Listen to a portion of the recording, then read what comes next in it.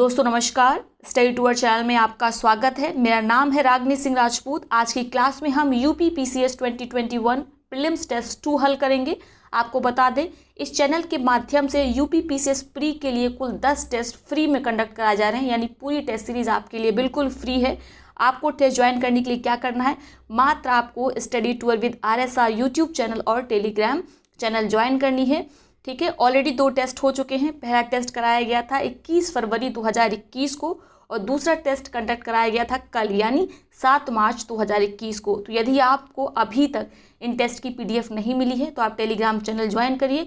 वहाँ पर pinned message में चेक करेंगे तो दोनों जो टेस्ट हैं वो पिन किए गए हैं। ठीक है, जैसा कि आप जानते हैं 13 जून 2021 को यूपी पीसीएस प्री की परीक्षा है। उसके लिए आप क्या करिए, टारगेट बेस्ड स्टडी करिए। रोज़ टारगेट सेट करिए कि हमें इतना पढ़ना है और उसको कंप्लीट करिए। ठीक है, साथ में प्रीवियस ईयर जो पेपर्स हैं उनको ज़रूर लगाइए और टेस्ट सीरीज़ ज्वाइन करिए।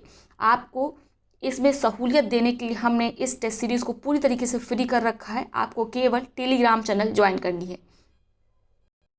और साथ ही यदि आप यूपी पीसीएस की मुख्य परीक्षा की तैयारी करना चाहते हैं तो इस चैनल के माध्यम से जो सामान्य अध्ययन के 4 पेपर हैं उसकी आंसर राइटिंग प्रैक्टिस कराई जा रही है। अधिक जानकारी के लिए आप टेलीग्राम चैनल ज्वाइन करिए, वहाँ पर आपको सारी डिटेल्स मिल जाएगी। तो चलिए ज़्यादा समय जाया ना करते हुए टेस्ट देख लेते हैं। टेस्ट में कौन कौन से प्रश्न थे। पहला प्रश्न था, हाल ही में कौन सा भारतीय उपग्रह निकट पृथ्वी की कक्षा में एक रूसी पृथ्वी उपग्रह कनोपस V के साथ खतरनाक तरीके से करीब था। ठीक है, तो हाल ही में जो रूस की स्पेस एजेंसी है रोसकॉस्मोस, उसने ट्वीट कर यह दावा किया था कि भारत का कार्टोसैट 2F खतरनाक तरीके से कैनोपस V के समीप आ गया है। ठीक है, और वे लगातार इस पर निगरानी रखे हुए थे कहीं ये टकरा ना जाए। न्यूनतम दूरी लगभग कितनी थी, 224 मीटर की दूरी पर ये एक दूसरे के आमने सामने थे। तो याद रखेंगे, इम्पॉर्टेंट है, पूछा जा सकता है। दूसरा प्रश्न था, हाल ही में समाचारों में देखे गए डेम जॉकलिन बेल बर्नेल कौन है। आपके विकल्प थे, एक न्यूरोसर्जन, एक प्रसिद्ध गायक, एक खगोलविद या उपरोक्त में से कोई नहीं। तो जो डेम जॉकलिन बेल बर्नेल थे ये आयरलैंड के खगोलविद थे। ठीक है, फिजिक्स में खगोलविद थे, याद रखेंगे। इन्हें 1961 में इन्होंने रेडियो पल्सर की खोज की थी और 1974 में इसके लिए इन्हें नोबेल प्राइज से सम्मानित किया गया था। हाल ही में रॉयल सोसाइटी ने इनकी एक बड़ी सी फोटो तस्वीर जारी की जिसके कारण इनका नाम चर्चा में आ गया, याद रखेंगे। अगला प्रश्न देखते हैं, कोयले से बिजली बनाने वाला पहला अरब देश कौन सा देश बन गया है। आपके विकल्प हैं सऊदी अरब, संयुक्त अरब अमीरात, मिस्र, कतर। इसमें उत्तर होगा संयुक्त अरब अमीरात। ठीक है, ये कोयले से बिजली बनाने वाला पहला अरब देश बन गया है। अगला प्रश्न है, निम्नलिखित में किस मंत्रालय ने हनी FPO कार्यक्रम का उद्घाटन किया। आपके विकल्प हैं रसायन और उर्वरक मंत्रालय, वाणिज्य और उद्योग मंत्रालय, कृषि और किसान कल्याण मंत्रालय या उपभोक्ता मामले, खाद्य और सार्वजनिक वितरण मंत्रालय द्वारा। तो आपको बता दें, केंद्रीय कृषि और किसान कल्याण मंत्री नरेंद्र सिंह तोमर ने शहद उत्पादन के लिए 5 राज्यों में हनी फार्मर प्रोड्यूसर ऑर्गेनाइजेशन अर्थात हनी FPO प्रोग्राम का उद्घाटन किया। इसका उद्देश्य क्या है, मधुमक्खी पालन उद्योग के मुद्दों का समाधान करना और देश में शहद उत्पादन को बढ़ावा देना। ठीक है, इससे 2 फायदे हैं, एक तो शहद का उत्पादन बढ़ेगा तो लोगों की सेहत में भी फायदा होगा, दूसरा किसान की आय भी बढ़ेगी। ठीक है, अगला प्रश्न देखते हैं, निम्न कथनों पर विचार कर सही विकल्प का चुनाव करें। पहला कथन है, इंटरनेशनल एयर ट्रांसपोर्ट एसोसिएशन के अनुसार विश्व का सबसे ज़्यादा जुड़ा अर्थात कनेक्टेड शहर संघाई है। पिछले वर्ष इंटरनेशनल एयर ट्रांसपोर्ट एसोसिएशन ने लंदन को सबसे कनेक्टेड शहर बताया था। यहाँ पर कनेक्टेड छूटा हुआ है, लिख लीजिएगा। तो देखिए, ये रिपोर्ट किसके द्वारा जारी की जाती है, इंटरनेशनल एयर ट्रांसपोर्ट एसोसिएशन के द्वारा, याद रखेंगे। इसने बताया कि इस वर्ष यानी 2019 में सबसे ज़्यादा कनेक्टेड शहर रहा संघाई, जबकि इसके पहले हमेशा लंदन रहता था। ठीक है, 2019 के बाद आप जानते हैं कोविड-19 का प्रकोप आ गया, जिसके बाद संघाई की कनेक्टिविटी काफ़ी ज़्यादा बढ़ गई। ठीक है, जबकि जो लंदन वगैरह था, इन लोगों ने क्या किया, शट डाउन कर दिया, टोटल जो इंटरनेशनल फ्लाइट्स आती थी उनको बंद कर दिया। लेकिन चाइना ने ऐसा नहीं किया, इसी कारण शायद सभी जगह पर कोरोना काफ़ी तेज़ी से फैला। तो इसमें दोनों कथन सही हैं, यानी सी विकल्प आपका सही होगा। अगला इम्पॉर्टेंट प्रश्न है, अयोध्या हवाई अड्डे का नाम बदलने के लिए निम्नलिखित में कौन सा नाम प्रस्तावित है। तो आप जानते हैं फैजाबाद का नाम बदलकर किया गया था अयोध्या, और वहाँ के हवाई अड्डे का नाम अपने आप हो गया था अयोध्या हवाई अड्डा। उसके बाद निर्णय लिया गया कि इसका नाम भी बदला जाएगा। ठीक है, उत्तर प्रदेश सरकार की जो कैबिनेट बैठक हुई थी उसमें यह निर्णय लिया गया था, और अब अयोध्या हवाई अड्डे का नाम हो गया है मर्यादा पुरुषोत्तम श्री राम एयरपोर्ट। याद रखेंगे, इंपॉर्टेंट है। जितने भी करंट अफेयर्स इस टेस्ट सीरीज में शामिल किए गए हैं, बहुत ज़्यादा एनालिसिस करने के बाद शामिल किए गए हैं, इनको ज़रूर आप कहीं नोट कर लीजिए। ठीक है, ये आपको कुछ प्रश्न तो आपको डायरेक्ट सेम ऐसे ही देखने को मिल जाएंगे परीक्षा में। तो चलिए, हम ज़्यादा एक्सप्लेन नहीं करेंगे वरना वीडियो बहुत लंबा हो जाएगा। 150 क्वेश्चन हमें कवर करने हैं। आप क्या करिएगा, हम आपको जो इसकी आंसर की है उसका PDF चैनल पर शेयर कर देंगे, टेलीग्राम चैनल पर, आप वहाँ से डाउनलोड कर लीजिएगा। इस टेस्ट का वीडियो भी यूट्यूब पे अपलोड हो ही रहा है। दूसरा, इसका जो आपको PDF मिलेगा वो आपको टेलीग्राम चैनल पे मिलेगा टेस्ट का। ठीक है, तो चलिए पहले 7वां प्रश्न देखते हैं। Solar photovoltaic power plant 1.5 megawatt का प्रावधान नामक परियोजना निम्नलिखित में किस स्थान पर स्थापित की गई है। आपको बताना है ये किस स्थान पर स्थापित की गई है। ये स्थापित की गई है लद्दाख में। ठीक है, केंद्र शासित प्रदेश लद्दाख में लेह IF स्टेशन पर सबसे बड़ी सौर ऊर्जा परियोजना पूरी हो गई है, जिसका नाम है solar photovoltaic power plant 1.5 megawatt. ठीक है, याद रखेंगे, इंपॉर्टेंट है। अगला प्रश्न है, भारत ने किस देश के साथ जैव विविधता संरक्षण के समझौता ज्ञापन पर हस्ताक्षर किया है। तो आपको बता दें, फिनलैंड के साथ भारत ने जैव विविधता संरक्षण पर समझौता ज्ञापन पर हस्ताक्षर किया है।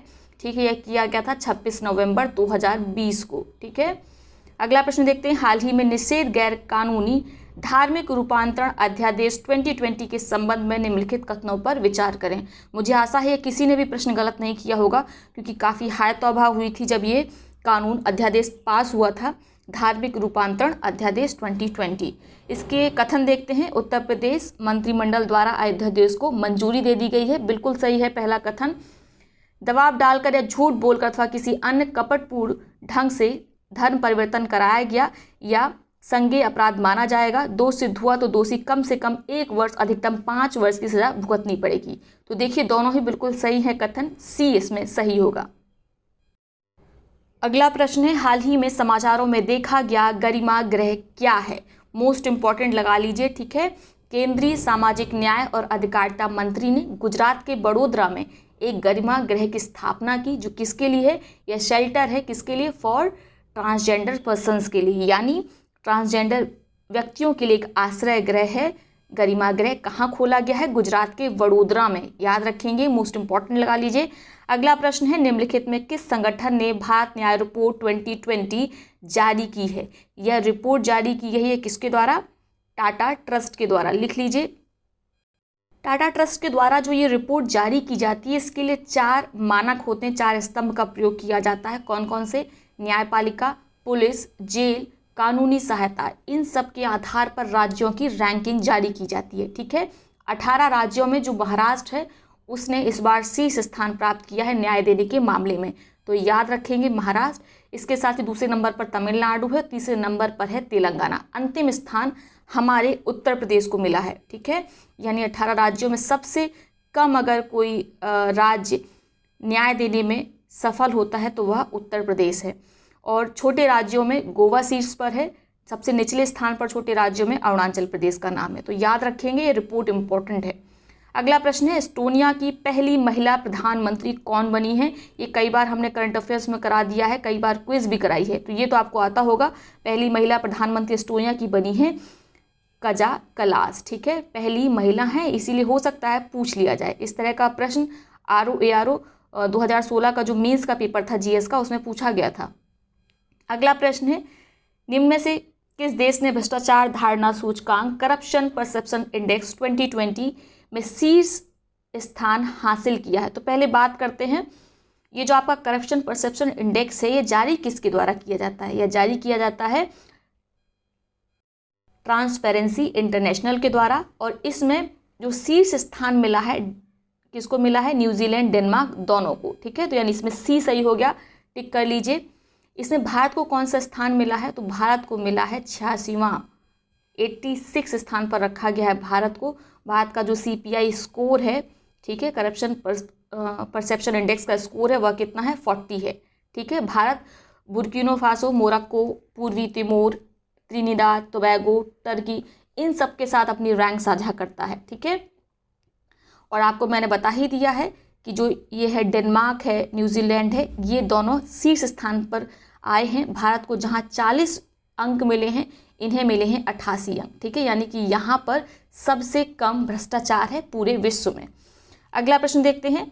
पहली बार जारी कोरोना वायरस प्रदर्शन सूचकांक से संबंधित कथनों पर विचार करें। इसको लगा लीजिए मोस्ट इंपॉर्टेंट, इसके पूछे जाने के चांसेस काफ़ी हाई हैं। पहला कथन है, ऑस्ट्रेलिया स्थित लोवी इंस्टीट्यूट द्वारा यह 98 देशों के बीच सूचकांक जारी किया जाता है। दूसरा कथन क्या कह रहा है? कोरोना वायरस प्रदर्शन सूचकांक में भारत की रैंक क्या नहीं होगा यहाँ पे? 52 है, ठीक है। तो जो आपका ये कोरोना वायरस प्रदर्शन सूचकांक है, ये किसके द्वारा जारी किया गया है? जारी किया गया है ऑस्ट्रेलिया स्थित लोवी इंस्टीट्यूट के द्वारा।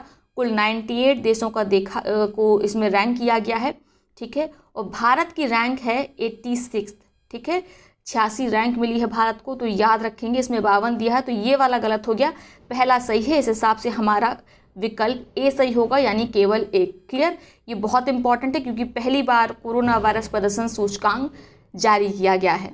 अगला प्रश्न देखते हैं। विश्व आर्थिक आउटलुक 2021 के संबंध में निम्नलिखित कथनों पर विचार करें। पहला कथन है, विश्व बैंक ने विश्व आर्थिक आउटलुक 2021 रिपोर्ट जारी की है। दूसरा प्रश्न है, 2021 में दूसरा कथन है, 2021 में भारत की अर्थव्यवस्था का विस्तार 11.5% होगा। दुनिया की वैश्विक अर्थव्यवस्था में 2022 में 4.2% वृद्धि होने का अनुमान है। तो चलिए पहले बात करते हैं, ये जो विश्व आर्थिक आउटलुक रिपोर्ट है किसके द्वारा जारी की जाती है? यह जारी की जाती है अंतर्राष्ट्रीय मुद्रा कोष के द्वारा, ठीक है, इंटरनेशनल मॉनेटरी फंड के द्वारा यह जारी की जाती है। तो पहला वाला कथन गलत हो गया, दूसरा बिल्कुल सही है। इसके अनुसार जो इसने रिपोर्ट जारी की है उसमें भारत की अर्थव्यवस्था 2021 में 11.5% से वृद्धि करेगी और जो वैश्विक अर्थव्यवस्था है उसमें 4.2% की वृद्धि देखने को मिलेगी 2022 में, ठीक है। तो यानी आपका दूसरा और तीसरा सही है और ये वाला तो कथन गलत ही हो गया था। तो चलिए सी वाला इसमें सही हो गया। अगला प्रश्न है, पहली यंग रीडर्स बोट लाइब्रेरी निम्नलिखित में किस नदी पर यात्रा करेगी?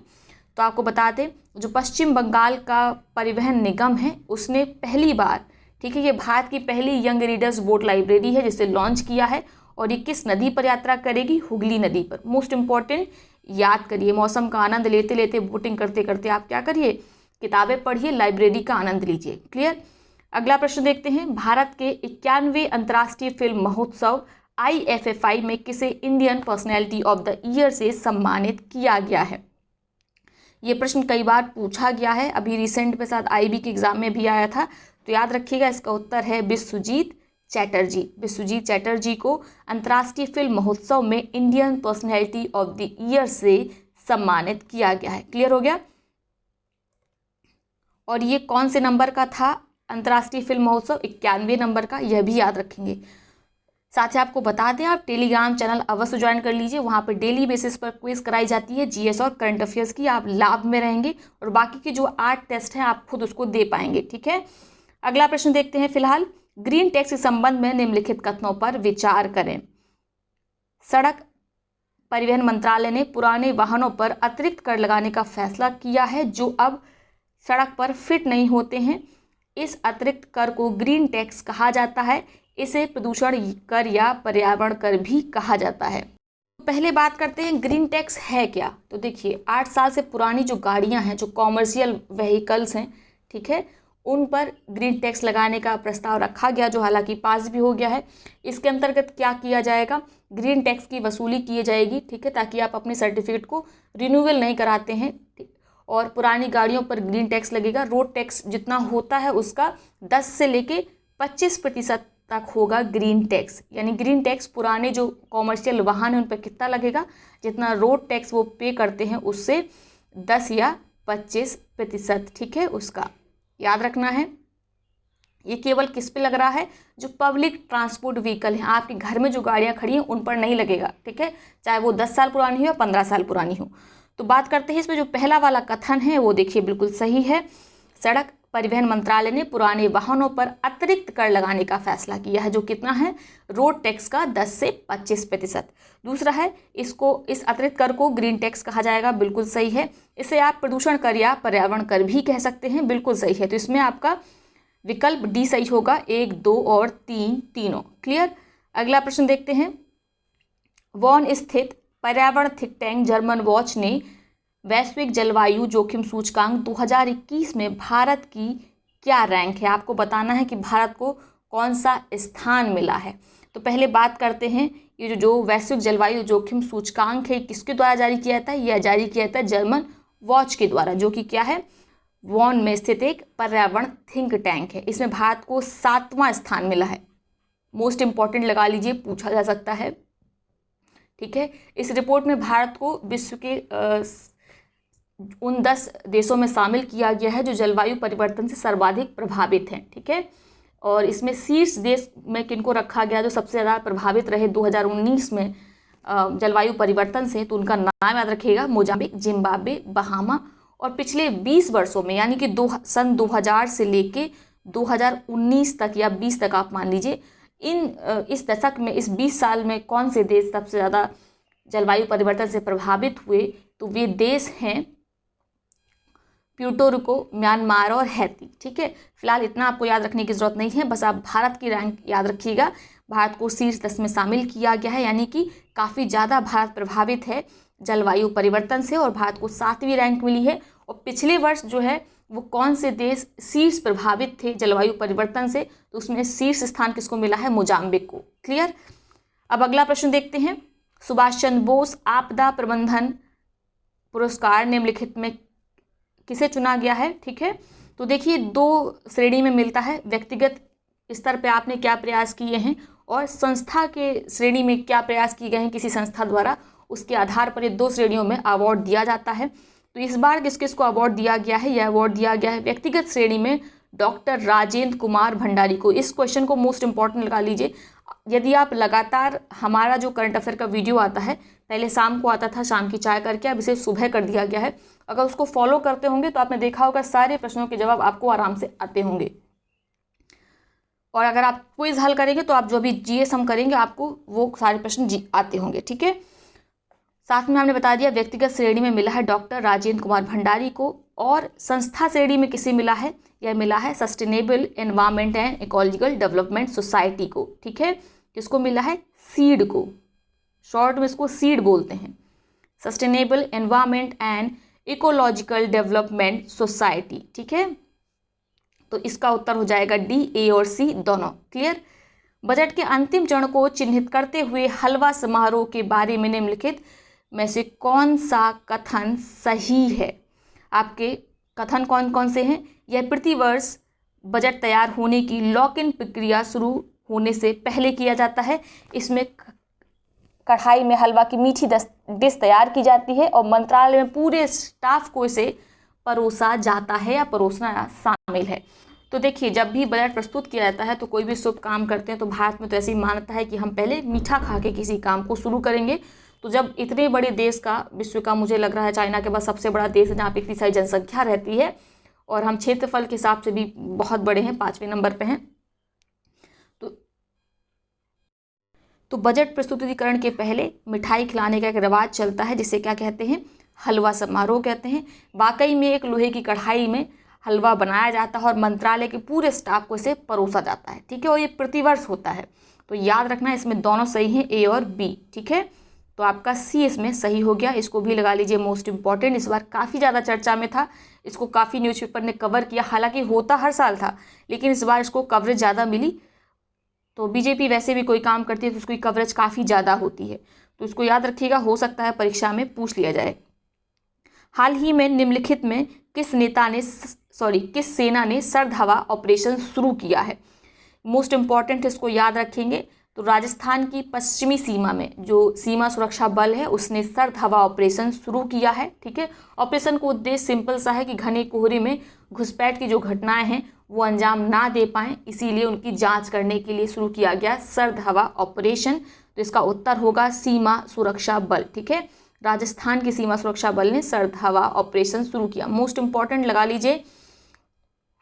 अगला प्रश्न है, दुनिया भर में टीकों को वितरित करने के लिए किस कंपनी ने यूनिसेफ के साथ भागीदारी की है?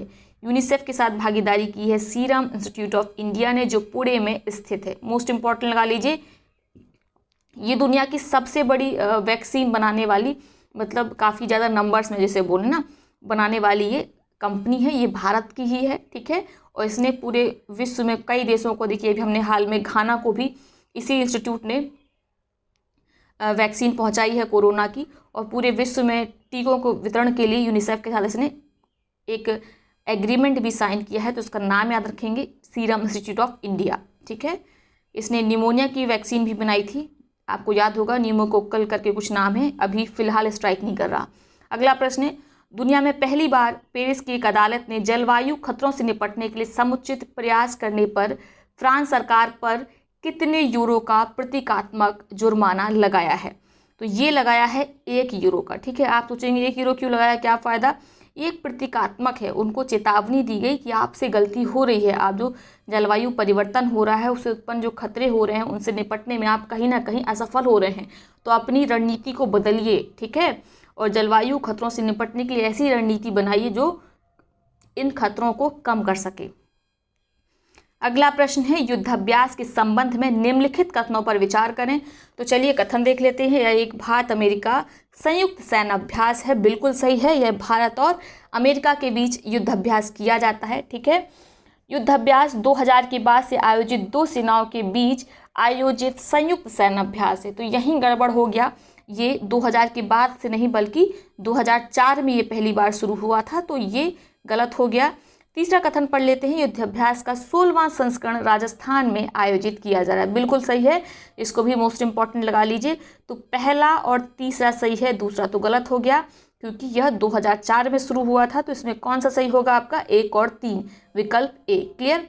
अगला प्रश्न देखते हैं, निम्नलिखित कथनों पर विचार करें। पहला कथन है, संयुक्त राज्य लोक सेवा आयोग एक संवैधानिक निकाय है। भारत सरकार अधिनियम 1919 द्वारा संयुक्त लोक सेवा आयोग का गठन किया गया था। संयुक्त राज्य लोक सेवा आयोग अपनी वार्षिक रिपोर्ट संबंधित राज्यपालों को सौंपता है।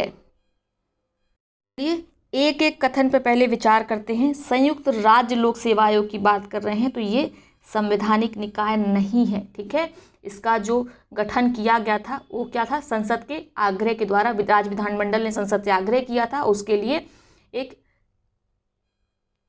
रेजोल्यूशन पास किया गया था, इसलिए संवैधानिक निकाय तो नहीं है। जो संघ लोक सेवा आयोग है वह क्या है? आपका संवैधानिक निकाय है। तो पहला वाला गलत हो गया। दूसरा है, भारत सरकार अधिनियम 1919 द्वारा संयुक्त लोक सेवा आयोग का गठन किया गया था।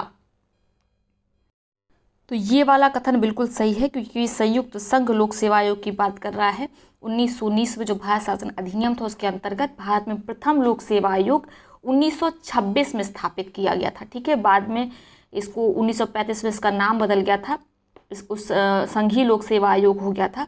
तो याद रखेंगे, मोस्ट इम्पॉर्टेंट है। ठीक है, तीसरा वाला है, संयुक्त लोक सेवा आयोग अपनी वार्षिक रिपोर्ट संबंधित राज्यपालों को सौंपता है। तो सही है क्योंकि राज्य लोक सेवा आयोग अपनी रिपोर्ट किसको सौंपेंगे?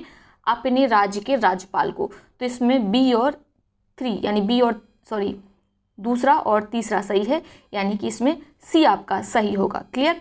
अगला प्रश्न है, किस संविधान संशोधन द्वारा राष्ट्रीय अनुसूचित जाति एवं अनुसूचित जनजाति आयोग का विभाजन कर अलग से राष्ट्रीय जनजाति आयोग बनाया गया? ये कई बार पूछा गया है, आप जानते हैं। तो 89वें संविधान संशोधन अधिनियम 2003 के द्वारा 2 नए राष्ट्रीय अनुसूचित जाति आयोग अनुच्छेद 338 व राष्ट्रीय अनुसूचित जनजाति आयोग अनुच्छेद 338A का गठन किया गया। दोनों आयोग में एक अध्यक्ष, एक उपाध्यक्ष, 3 अन्य सदस्य होंगे। ठीक है, इनकी जो नियुक्ति होती है वे किसके द्वारा की जाती है? आप जानते हैं, राष्ट्रपति के द्वारा। तो इसमें उत्तर होगा 89वां संविधान संशोधन, इसको टिक कर लीजिए। पूछे जाने के इसके चांसेस काफ़ी ज़्यादा हैं। अगला प्रश्न है 92वें संविधान संशोधन अधिनियम द्वारा किस सूची को जोड़ा गया, किस सूची को जोड़ा गया आपको बताना है। ये आप जानते हैं इसमें कौन सी है, 10वीं सूची है जिसमें दल बदल कानून को बताया गया था। ठीक है, अगला प्रश्न है भारत निर्वाचन आयोग के संदर्भ में निम्नलिखित कथनों पर विचार करें, फिर आपको बताना है कि कौन से कथन सत्य हैं।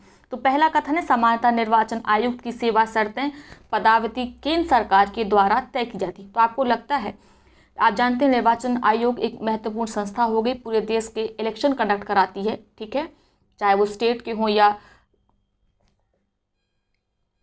संसदीय इलेक्शन हो, सबको कंडक्ट कराती है। तो इसकी जो है वो पारदर्शी होना और इसका किसी के अंदर दबाव के काम न करना बहुत इंपॉर्टेंट है। तो ऐसा तो हो नहीं सकता कि केंद्र सरकार इसकी सेवा शर्तें पदावधि तय करे। तो इसके लिए एक आर्टिकल में बताया गया है बकायदा। ठीक है, उसके लिए है 324(5), उसमें एक्सप्लेन किया गया है कि क्या सेवा शर्तें और पदावधि होंगी। ठीक है, उनको कौन तय करता है, राष्ट्रपति द्वारा। ठीक है, तो पहला वाला गलत हो गया। दूसरा है जनप्रतिनिधि अधिनियम 1951 निर्वाचन आयोग के सदस्यों के लिए शर्तों का निर्धारण करता है। तो सदस्यों के बारे में कुछ भी नहीं कहा गया था। पहले तो बहुत समय तक निर्वाचन आयोग एक सदस्यीय रहा। 1994 में इसमें 3 सदस्य हो गए। ठीक है, तो इसमें उपबंध बताए गए हैं कि कौन कौन से कार्य किस तरह के रहेंगे, इनका निर्वाचन क्या होगा, वो सब उपबंध बताए गए हैं। लेकिन निर्वाचन आयोग के जो सदस्य हैं उनके लिए कोई शर्तें नहीं बताई गई हैं। तो ठीक है, आपका इसमें डी सही होगा। क्लियर, थोड़ा जल्दी जल्दी कर लेते हैं वरना बहुत लंबा वीडियो हो जाएगा। अगला प्रश्न है वित्त आयोग के बारे में निम्नलिखित कथनों पर विचार करें। यह एक अर्ध न्यायिक निकाय है। संसद को आयोग के सदस्यों की योग्यता चयन विधि का निर्धारण करने का अधिकार है। तो इसमें बिल्कुल भी एक भी सही नहीं है। ठीक है, इसमें डी सही होगा। ठीक है, वित्त आयोग अर्ध न्यायिक निकाय नहीं है। ठीक है, यह वित्तीय, जैसा इसका नाम है वित्तीय आयोग, तो ये वित्त संबंधी मामलों को निपटने के लिए बना जाता है। ठीक है, और इसका ये संवैधानिक निकाय है। इसके लिए आर्टिकल 280 बाकायदा संविधान में शामिल किया गया है। ठीक है, और इसकी जो सेवा शर्तें हैं इनका निर्धारण संसद नहीं करती है बल्कि यह संविधान में पहले से उल्लेखित है। अगला प्रश्न है वित्त आयोग अपनी रिपोर्ट किसको प्रस्तुत करता है। तो वित्त आयोग अपनी रिपोर्ट किसको प्रस्तुत करेगा, बताइए, राष्ट्रपति को। अगला प्रश्न देखते हैं, सीबीआई के बारे में दिए गए कथनों पर विचार करें। यह संवैधानिक निकाय नहीं है। बिल्कुल, दिल्ली एक्ट के द्वारा बाद में इसकी स्थापना की गई। यह दिल्ली विशेष पुलिस अधिनियम 1946 से अपनी शक्तियां प्राप्त करता है। बिल्कुल सही। तो इसमें दोनों सही हैं, इसको भी मोस्ट इंपॉर्टेंट लगा लीजिए। क्लियर, अगला प्रश्न देखते हैं, राज्य के महाधिवक्ता के संदर्भ में निम्नलिखित कथनों पर विचार करें। पहला कथन कह रहा है यह राज्य का सर्वोच्च कानून अधिकारी होता है। दूसरा प्रश्न है महाधिवक्ता की नियुक्ति राज्यपाल द्वारा की जाती है। इसका कार्यकाल संविधान द्वारा 5 वर्ष तक निर्धारित है। यहीं गड़बड़ हो गया। ठीक है, तो पहले बात करते हैं, राज्य का सर्वोच्च कानून अधिकारी होता है महाधिवक्ता। बिल्कुल सही है। आर्टिकल 165 में प्रावधान दिए गए हैं कि राज्य में एक महाधिवक्ता होगा, द एडवोकेट जनरल होगा। ठीक है, और ये महाधिवक्ता राज्य का सर्वोच्च विधिक अधिकारी होता है। राज्यपाल किसी ऐसे व्यक्ति को जो उच्च न्यायालय के न्यायाधीश नियुक्त होने की योग्यता रखता है उसे राज्य का महाधिवक्ता नियुक्त करता है। ठीक है, तो यानी पहला और दूसरा सही है। तीसरा कह रहा है इसका कार्यकाल संविधान द्वारा 5 वर्ष तक निर्धारित है। यह गलत है। ठीक है, यह राज्यपाल के प्रसाद पर्यंत यानी ड्यूरिंग द प्लेजर अपना पद ग्रहण करता है। ठीक है, इसकी पदावधि नियत नहीं है। ठीक है, ना ही इसे ऐसा जो पारिश्रमिक प्राप्त करता है जो राज्यपाल द्वारा अवधारित होता है। क्लियर हो गया। तो आपका इसमें तीसरा वाला गलत हो गया, पहला दूसरा बिल्कुल सही है। तो विकल्प सी सही होगा। यहाँ देखिए, यहाँ पर 2 होना चाहिए। क्लियर, अगला प्रश्न देखते हैं, निम्नलिखित में कौन युग्म सुमेलित है।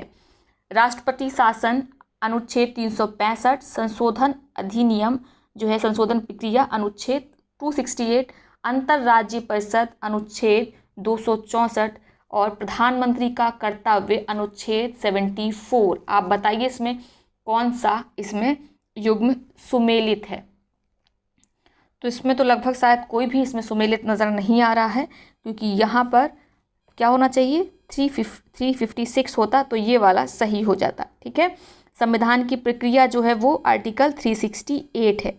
इसी तरीके से अंतर्राज्यीय परिषद भी गलत दे रखा है, प्रधानमंत्री के कर्तव्य भी गलत दे रखे हैं। तो इसमें ये वाला लगा लीजिए आप, इसको करेक्ट कर दिया जाएगा आपको जब PDF उपलब्ध कराई जाएगी। राज्य विधान परिषद को निम्नलिखित में से कौन सा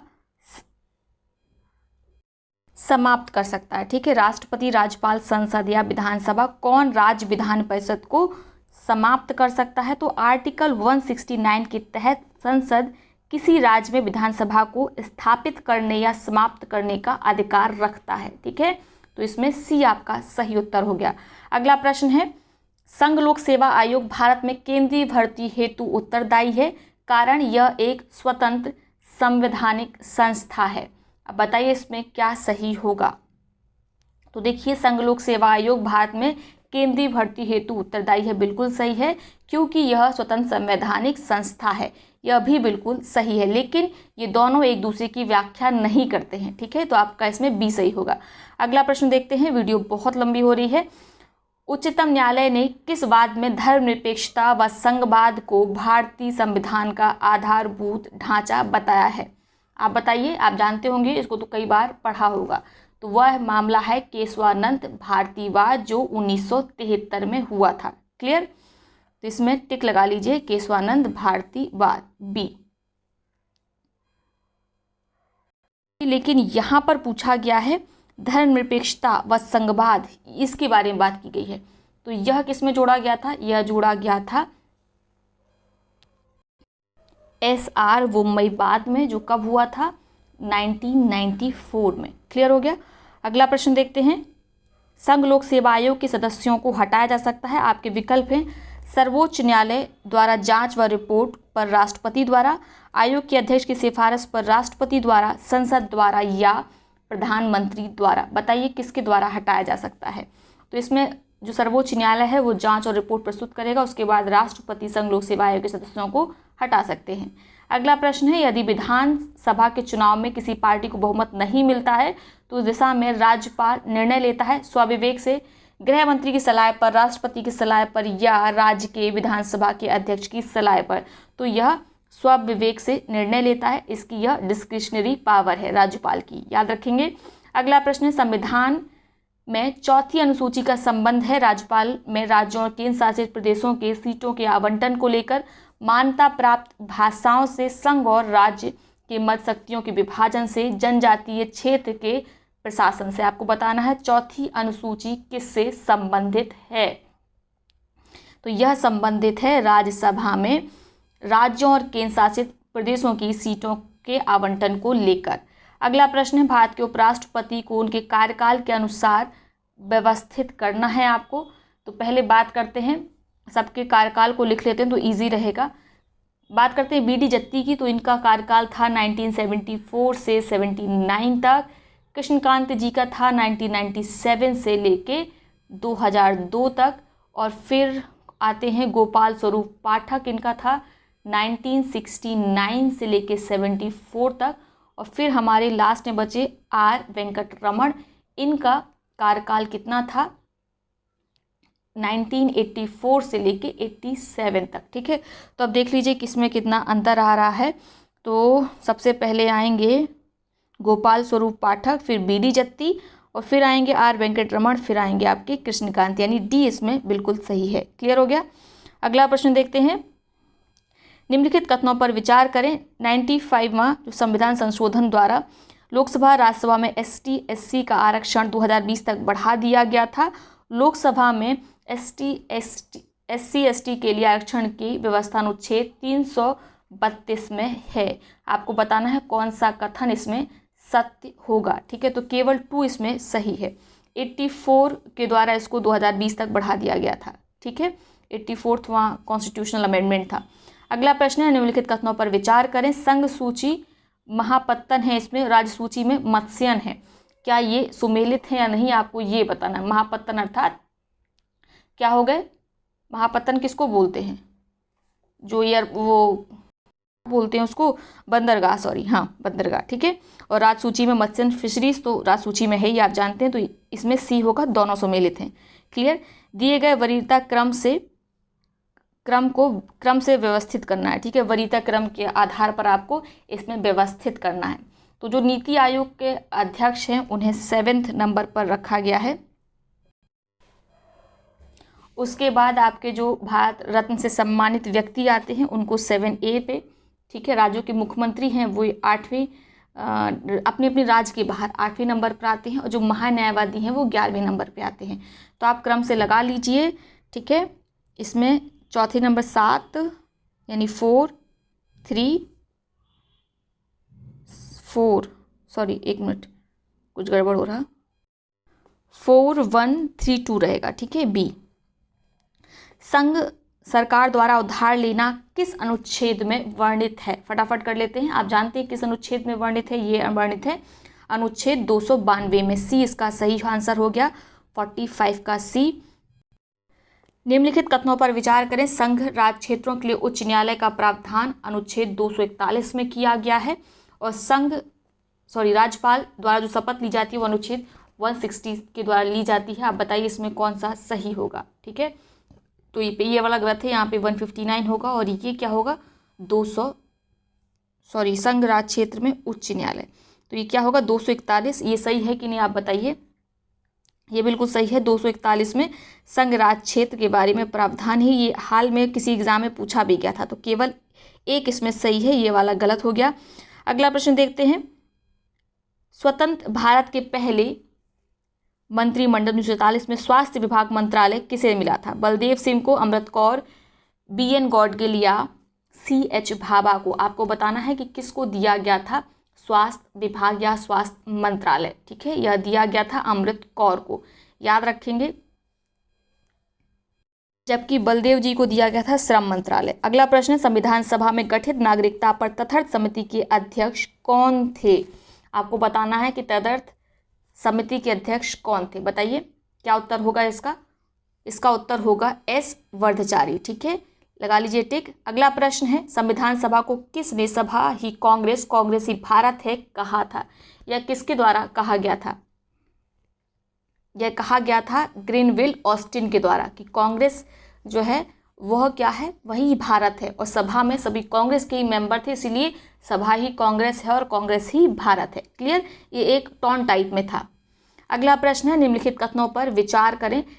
राष्ट्रपति द्वारा जारी अध्यादेश को न्यायिक चुनौती दी जा सकती है। अध्यादेश की प्रकृति दीर्घकालिक होती है।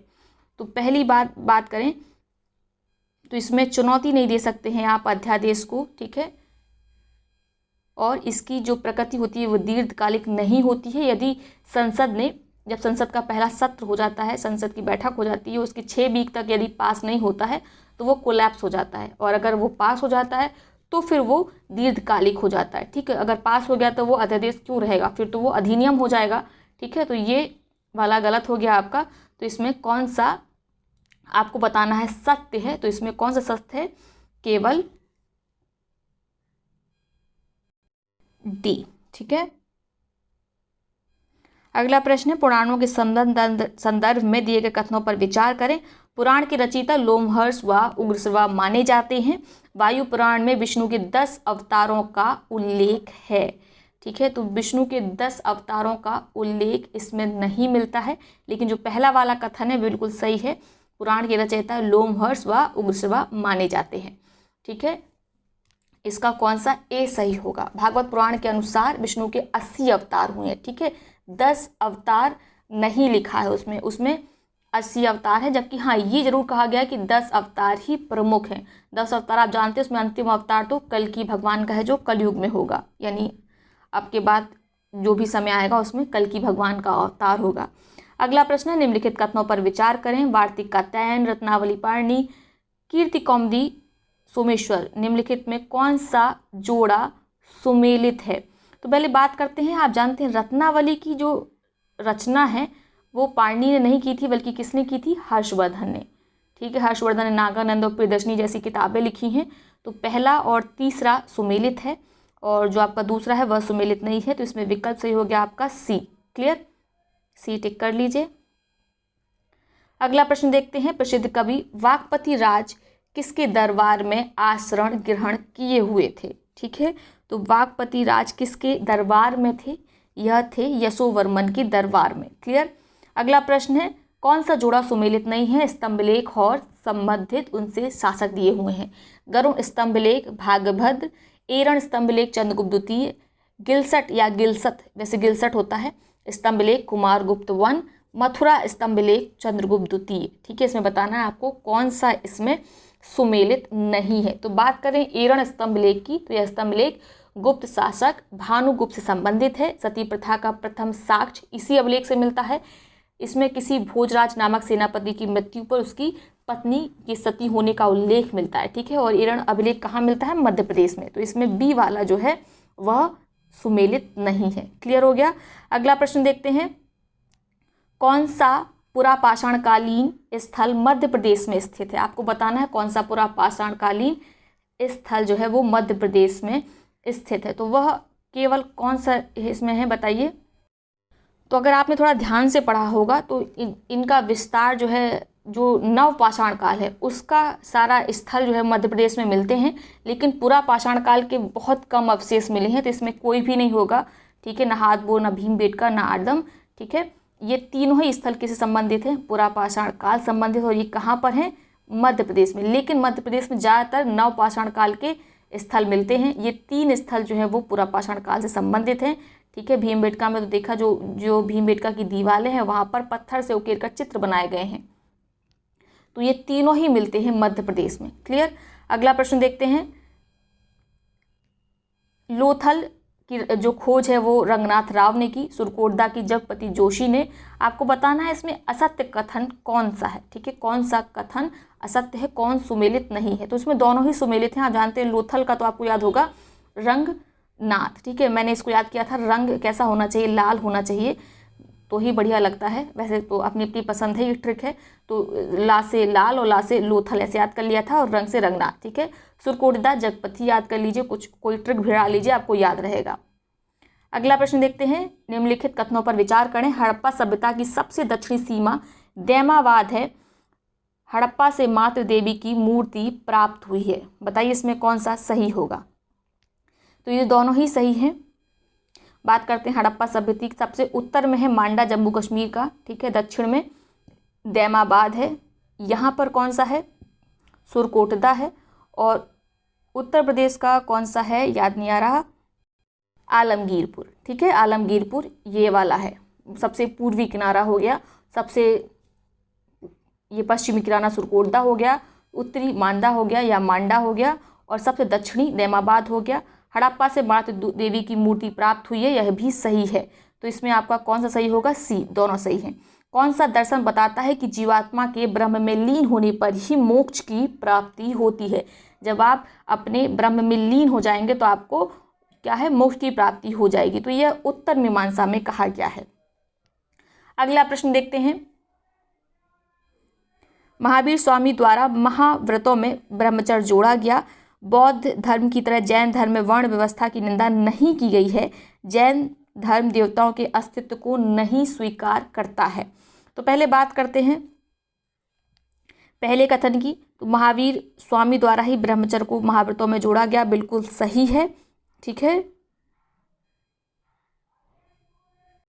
जो अगला कथन है कि बौद्ध धर्म की तरह जैन धर्म में वर्ण व्यवस्था की निंदा नहीं की गई है, तो ये बिल्कुल सही है। ठीक है, बौद्ध धर्म में वर्ण व्यवस्था की जो विभाजित था शूद्र, और उसमें उनको उसकी काफ़ी कड़ी निंदा की गई, लेकिन जैन धर्म में ऐसा कुछ नहीं किया गया। ठीक है, और जैन धर्म जो है वो देवताओं के अस्तित्व को नहीं स्वीकार करता है, ये गलत है। किसी एक आदि शक्ति को तो सभी स्वीकार करते हैं। तो इसमें जो आपका पहला और दूसरा है वो बिल्कुल सही है। ठीक है, और तीसरा वाला इसमें गलत हो गया। अगला प्रश्न देखते हैं, कौन सा जोड़ा सुमेलित नहीं है? आपको बताना है इसमें कौन सा जोड़ा सुमेलित नहीं है।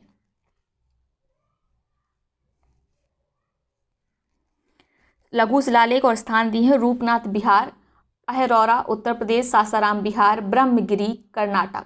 तो देखिए जो आपका पहला वाला है, ठीक है, अशोक ने कुल 14 लघु शिलालेख का निर्माण कराया था, और उन्हीं लघु शिलालेख का ये वर्णन है। आपको बताना है कि कौन सा लघु शिलालेख किस स्थान पर है। तो जो रूपनाथ वाला है वो बिहार में नहीं है, बल्कि कहाँ है? एमपी में, मध्य प्रदेश में। बाकी सब सही है। अहरौरा लघु शिलालेख उत्तर प्रदेश में है, सासाराम बिहार में है, ब्रह्मगिरी कर्नाटक में है। अगला प्रश्न है, गुप्तकालीन प्रसिद्ध रचना 10 कुमार चरित रचना किसने की थी? इस पुस्तक की रचना की गई थी दंदिन के द्वारा।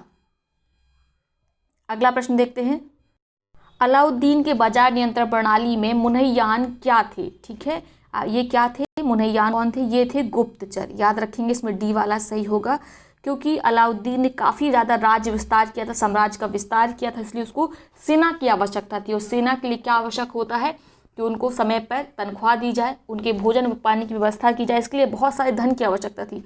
इसलिए बाजार नियंत्रण प्रणाली अपनाई थी अलाउद्दीन खिलजी ने। क्लियर? तो जो मुनैयान थे वो नज़र रखते थे, गुप्तचर थे। ठीक है, अगला प्रश्न देखते हैं, सल्तनत कालीन प्रशासन में सैन्य व्यवस्था में सुल्तान के साथ सबसे बड़ा पद, अधिकारी पद क्या कहलाता था? मतलब सल्तनत काल में सबसे बड़ा पद कौन था? तो सबसे बड़ा पद था खान। ठीक है, याद रखेंगे, मोस्ट इंपॉर्टेंट है ये। आगे देखते हैं, कौन सा जोड़ा सुमेलित नहीं है? दीवानी खास, इसके निर्माता अकबर थे, बिल्कुल सही है। बुलंद दरवाजा, इसका भी निर्माण अकबर ने कराया था। हुमायूं का जो मकबरा है वो जहांगीर ने नहीं, बल्कि उनकी जो पत्नी थी हमीदा बानो बेगम, ठीक है, जिन्हें हाजी बेगम के नाम से जाना जाता है, उन्होंने इसका निर्माण कराया था। और इसके जो वास्तुकार थे वो मिर्जा घियाल थे, जो कौन थे? फारसी थे। ठीक है, लाल बलुआ पत्थर से ये निर्मित है और ये भारत का पहला ऐसा मकबरा है जिसे चारबाग शैली में विकसित किया गया। तो इसमें सी वाला जो है वो सुमेलित नहीं है। लाल किला शाहजहां बिल्कुल सही है। अगला प्रश्न देखते हैं, निम्नलिखित कथनों पर विचार करें। डेनिस भारत में 1616 में आए थे। डेनिस ने पहली फैक्ट्री श्रीरामपुर में स्थापित की थी। आपको बताना है कि पहली फैक्ट्री कहाँ स्थापित की गई थी। तो जो सबसे पहले डेनिस भारत में कब आए थे? 1616 में आए थे। ठीक है, इनकी पहली फैक्ट्री 1620 में तंजौर के त्रावणकोर में स्थापित हुई थी, जबकि जो दूसरी फैक्ट्री थी वो श्रीरामपुर में स्थापित की गई थी। तो इसमें कौन सा कथन असत्य है ये बताना है आपको। ठीक है, तो असत्य है कथन 2। पहला वाला बिल्कुल सही है, क्योंकि इनकी जो पहली फैक्ट्री थी वो त्रावणकोर में स्थापित हुई थी 1620 में। क्लियर? और जो श्रीरामपुर वाली है दूसरी फैक्ट्री है। अगला प्रश्न है, सिख गुरु ने 1589 में हरमिंदर साहब का निर्माण करवाया। ठीक है, तो आपको बताना है हरमिंदर साहब का निर्माण किसके द्वारा कराया गया। ये क्वेश्चन हमने क्विज में भी कराया है, अर्जुन देव ने। ठीक है, अगला प्रश्न है, निम्नलिखित कथनों पर विचार करें। कर्नाटक में स्वतंत्र राज्य की स्थापना सादुल्ला खान ने की थी। कर्नाटक को लॉर्ड डलहौजी ने बलपूर्वक अधिग्रहण कर लिया था। इसमें आपको असत्य कथन बताना है कि कौन सा कथन असत्य है। तो लॉर्ड वेलेस्ली ने कर्नाटक के नवाब मोहम्मद अली से कर्नाटक की सत्ता बलपूर्वक छीन ली थी। ठीक है, तो इसमें कौन सा वाला कथन असत्य है आपका? यहाँ डलहौजी नहीं बल्कि वेलेस्ली होगा। तो 2 कथन असत्य है, इस हिसाब से आपका विकल्प इसमें बी सही होगा। पहला वाला बिल्कुल सही है, कर्नाटक राज्य की स्वतंत्र राज्य की जो स्थापना थी वो सादुल्ला खान ने की थी। अगला प्रश्न देखते हैं, निम्नलिखित कथनों पर विचार करें। सालबाई की संधि, माधवराव नारायण वांगरेज, बसीन की संधि, बाजीराव द्वितीय वांगरेज, मंदसौर की संधि, भोसले वांगरेज, इसमें से कौन सा सुमेलित है आपको ये बताना है। तो बात करें अगर मंदसौर की संधि की, तो जनवरी 1818 में अंग्रेजों और होलकर के बीच हुई थी। ठीक है, तो इसमें मंदसौर की संधि जो है वो गड़बड़ हो गई, अंग्रेज और होलकर है, ना कि यहाँ पे भोसले लिखा हुआ है, ये गलत है। तो पहला और दूसरा सुमेलित है, यानी सी आपका सही होगा।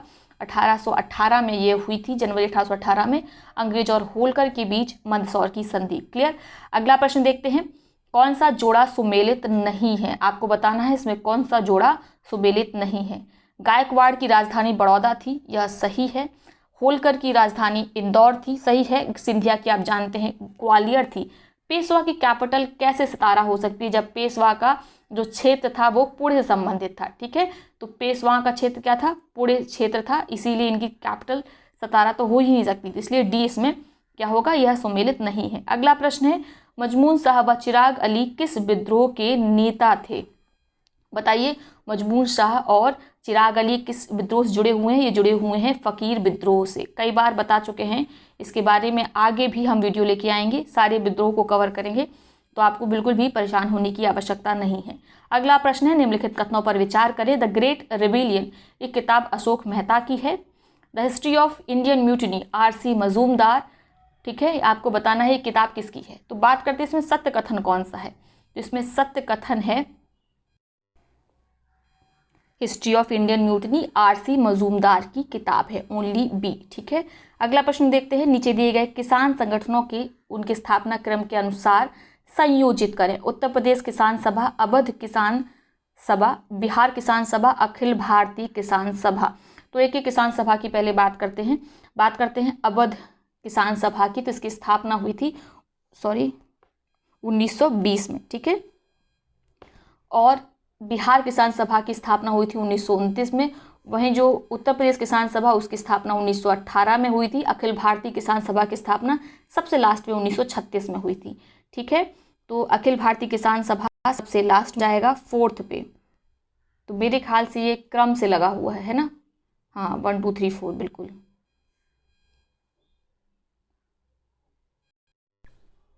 तो ये तो हम पढ़ ही चुके हैं। Indian national trade union Congress की स्थापना हुई थी 1947 में। अगला है स्थापना से पूर्व स्थापित राजनीतिक संस्थाओं को क्रमानुसार व्यवस्थित करें। तो सबके पहले ईयर्स देख लेते हैं।